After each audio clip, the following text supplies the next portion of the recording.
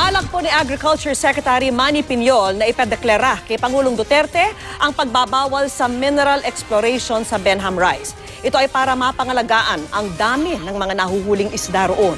At nakatutok si Chino Gaston.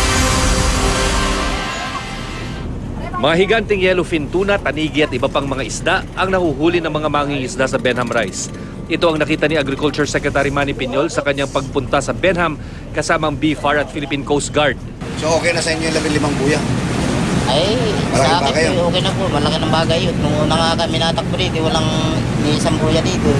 Ang mga boya na nababanggit ni Secretary Piñol ay ang 15 deep sea payaw o fish aggregator device na ibinibigay ng BFAR sa mga mangingisda. Sa mga payaw, magtitipon-tipon ng mga isda gaya ng mackerel na nakita sa lalim na 200 feet ng mga kasabay na technical divers ng BFAR.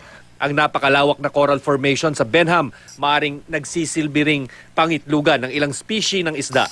Sa ngayon, kakaunti pa lang daw ang kaalaman natin tungkol sa Benham Rice at kailangan pang pag-aralan ng husto ng mga dalubhasa bago isipin ang iba pang commercial activity sa lugar gaya ng oil exploration.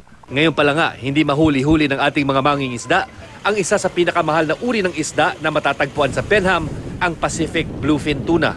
Sa bigat pa lang niya, halos mapuputol na yung aming gamit. Sa bigat pa lang nga, hindi pa siya gumagalaw, lalo pa siguro pag gumagalaw. Paniwala din ni Secretary Piñol, ang tunay na yaman ng Benham ay ang kahalagahan nito sa food security. I am planning to ask the President to declare Benham Rice as an exclusive food production area.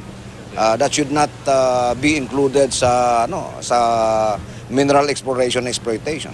That could damage the environment and cause ecological imbalance. Sa loob ng 2 taon, balak lagyan ng BFAR ng isang istruktura sa Benham na magsisilbing observation at research post ng ahensya.